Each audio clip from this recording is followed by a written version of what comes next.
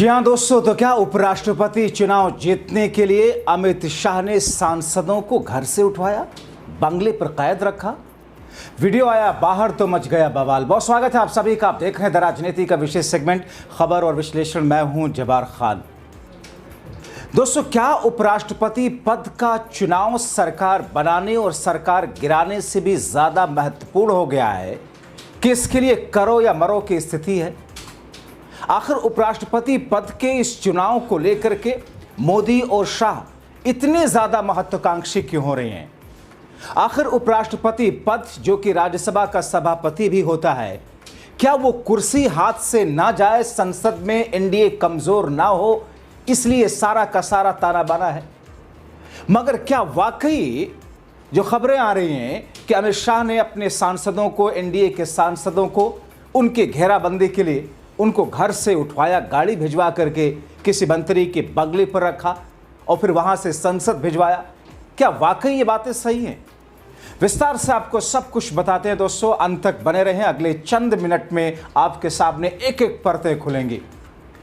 दोस्तों, इस वक्त जबकि मैं आपके सामने इस शो को रिकॉर्ड कर रहा हूं और आप जब तक पहुंचेगा, हो सकता है तब तक काउंटिंग कंप्लीट हो जाए। काउंटिंग चल रही है, अंतिम क्षण में है। कुछ ही देरी में काउंटिंग खत्म होकर के नतीजे का ऐलान हो जाएगा और नतीजे का ऐलान आपको अप्रत्याशित तौर पर दिखेगा। बताऊंगा उसके बारे में कि क्या नतीजा आने वाला है। मगर दोस्तों, खबरें जो आई सामने उसने सबको चौंका दिया और हिला दिया। कहा यह गया, बहुत सारे जरिए से छन छन करके इधर उधर से खबरें आई कि मोदी और शाह ने अपने सभी सांसदों की निगरानी, जिसमें एनडीए और बीजेपी के सांसद शामिल थे, और उनकी घेराबंदी, बाड़ेबंदी के लिए ऐसी तैयारी की कि मानो आपराधिक कैदियों को कहीं घेर करके बंद करके रखा गया हो, ताकि वो भाग ना जाएं, इधर उधर ना चले जाएं।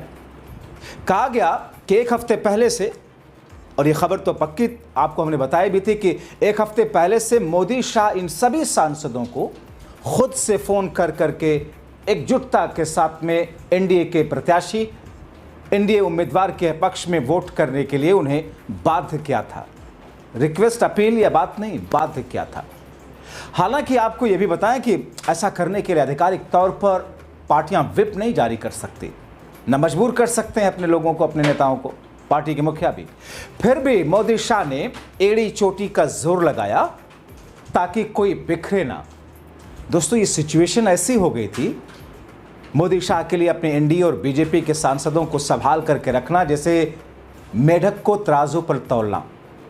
आपने देखा होगा, अगर गांव ग्रामीण के होंगे तो कई बार जब जिंदा छोटी छोटी मछलियां होती, जब बाजार आप जाएं, जो लोग नॉन वेजिटेरियन हैं, जो लोग वेजिटेरियन हैं, उनके लिए क्षमा प्रार्थी इन शब्दों के प्रयोग से भी, तो आप देखेंगे जब तराजू पे रखते हैं तो कैसे निकल करके इधर उधर भागती हैं छोटी छोटी मछलियां, बहुत मुश्किल से वो सहेजते हैं। खैर दोस्तों, वोटिंग से एक दिन पहले, यानी कि एक हफ्ते तक जो पूरी की पूरी तैयारी चल रही थी, वोटिंग से एक दिन पहले यह खबर लगी कि मामला थोड़ा गड़बड़ सा दिख रहा है।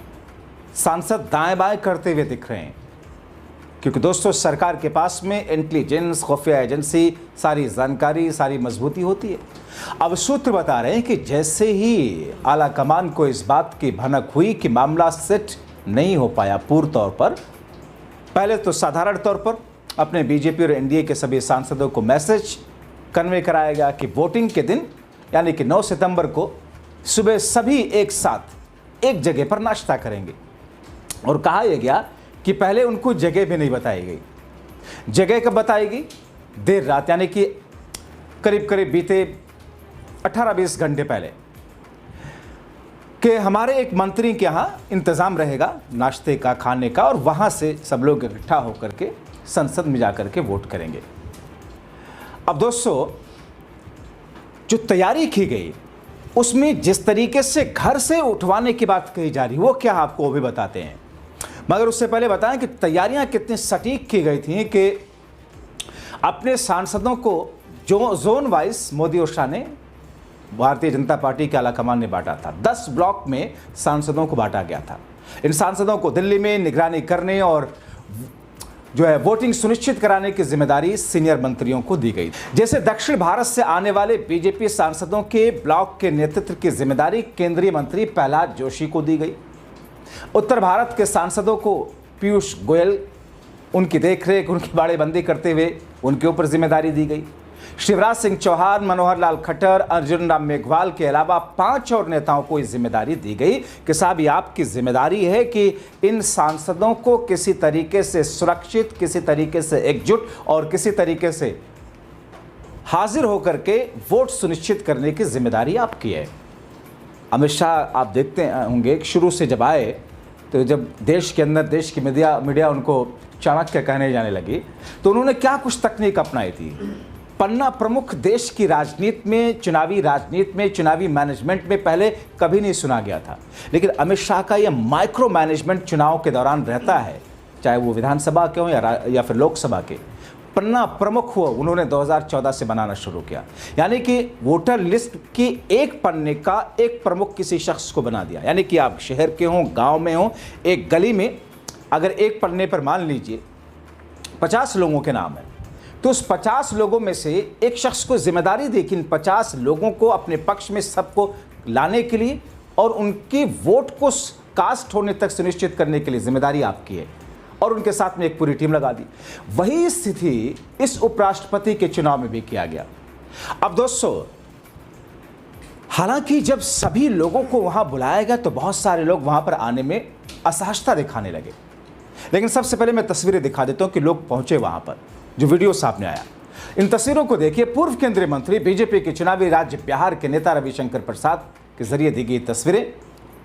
उन्होंने लिखा कि नई दिल्ली में उपराष्ट्रपति चुनाव में भाग लेने से पहले पूर्व केंद्रीय मंत्री नित्यानंद राय जी के आवास पर बिहार और झारखंड के एनडीए के सांसदों के लिए आयोजित जलपान कार्यक्रम में शामिल।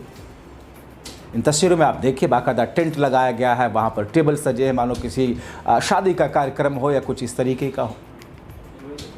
मगर दोस्तों, कहा यह गया कि बीजेपी के कई सांसद और एनडीए के कई सांसद पहुंचे नहीं।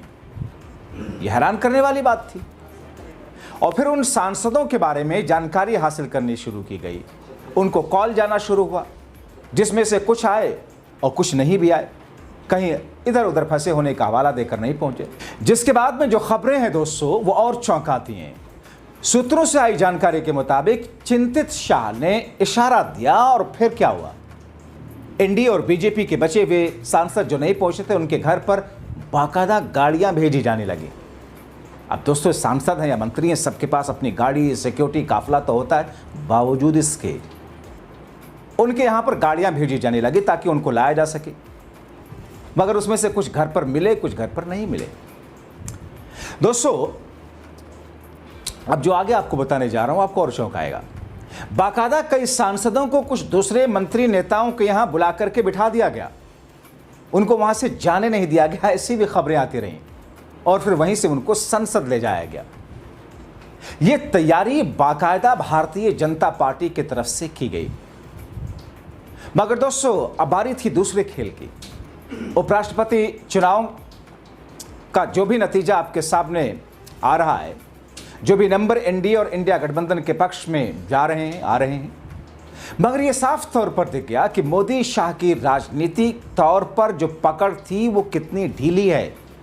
एक वक्त था कि मोदी एक लाइन का ट्वीट करते थे, पूरी की पूरी भारतीय जनता पार्टी और एनडीए उनकी उस ट्वीट के हिसाब से अपने सोशल मीडिया की डीपी, अपनी प्रोफाइल फोटो, सब कुछ बदल डालते थे।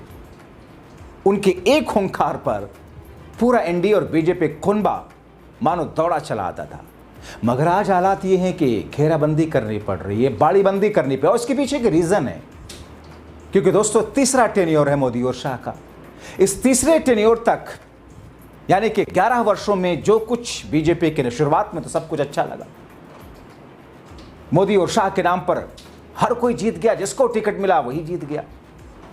बहुत सारे लोग ये कहते हैं कि साहब जो 2014 के चुनाव में तो जिसे भी वोट दिया, कहते हैं कि साहब आपके लिए किसी, अगर ऐसी स्थिति होती कि आपके किसी पालतू पपेट को या आपके बहुत चहेते पपेट को भी अगर उसके नाम से अगर प्रावधान होता वोट लड़ने का, टिकट चुनाव लड़ने का, उसको भी टिकट दिया गया होता, वो भी जीत गया होता।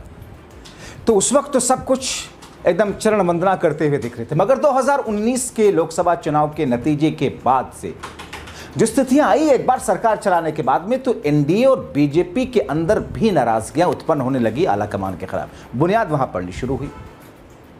24 का चुनाव खत्म होते होते नतीजे आते आते वो बुनियाद दरअसल स्ट्रक्चर, बिल्डिंग के स्ट्रक्चर, दीवार और बीम की शक्ल लेने शुरू कर दी। तो ऐसा नहीं है कि पहले जैसी स्थिति रही। खैर, राजनीतिक तौर पर पकड़ ढीली हो चुकी है, इस बात को बीते 1 वर्षों से राजनीतिक बुद्धिजीवी कह रहे हैं। बहरहाल, किसी भी तरह खुद से या बीजेपी आलाकमान की घेराबंदी द्वारा संसद पहुंचे एनडीए और बीजेपी के कुछ सांसदों ने वोट तो अपनी ही अंतरात्मा से दिया, उसमें मोदी शाह का दबाव चला नहीं, काम नहीं आया।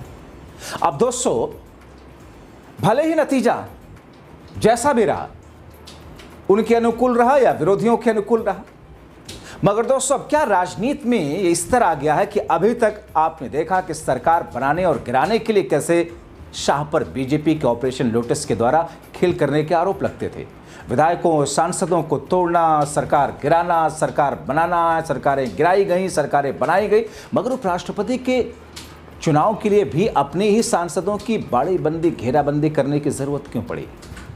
इसका देश के कई बुद्धिजीवी अपने अपने तौर पर विश्लेषण करते हैं। उन विश्लेषण को आप इन सारे फैक्ट्स को देखेंगे, अपने जहन में ले जाएंगे और सोचेंगे तो आपको भी बहुत सारी चीजें समझ में आएंगी। आप जैसा कि जानते हैं कि संसद के इस हालिया मानसून सत्र के दौरान जगदीप धनखड़, आप भूलिए नहीं, आज उन्हीं के पद के लिए वोट हो रहा है। हालांकि उनका 2 साल का कार्यकाल अभी बचा हुआ था जब उनसे इस्तीफा लिया गया था। तो ऐसी स्थिति में कई लोग ये कहते हैं कि साहब ये उपराष्ट्रपति पद का चुनाव हो जाए, वो आकर के एक प्रेस कॉन्फ्रेंस करेंगे, उसके बाद में हालात और भी तेजी से मोड़ लेंगे। तो दोस्तों, उनकी जगह जो वोट हुआ, जैसा कि आप जानते हैं कि एनडीए की तरफ से, इंडिया गठबंधन की तरफ से दोनों ही उम्मीदवार दक्षिण भारत से रहे। राधा कृष्ण तमिलनाडु से, जबकि बी सुदर्शन रेड्डी तेलंगाना से। तो ऐसे में राधा कृष्ण एनडीए के उम्मीदवार ओबीसी की खास जाति गौंडर से आते हैं। राष्ट्रीय स्वयंसेवक उनकी पृष्ठभूमि है। 2023 में झारखंड का राज्यपाल बनाया गया, जुलाई 2024 में महाराष्ट्र भेजा गया राज्यपाल के तौर पर। इधर इंडिया गठबंधन के B Sudarshan Reddy supreme court के पूर्व न्यायाधीश रहे, गोवा के लोकायुक्त रहे, हैदराबाद स्थित अंतर्राष्ट्रीय मध्यस्थता केंद्र के न्यासी बोर्ड के सदस्य भी है। सुप्रीम कोर्ट के न्यायाधीश के रूप में रेड्डी ने विदेशी बैंकों में अवैध रूप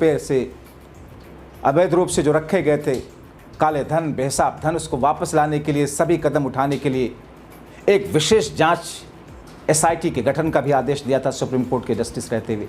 मगर इन तमाम चीजों के बीच में दोस्तों,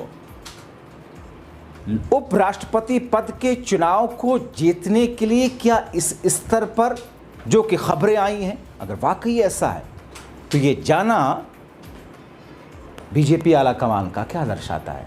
अपनी राय कमेंट बॉक्स में जरूर लिखें। अभी के लिए इतना ही, बहुत शुक्रिया।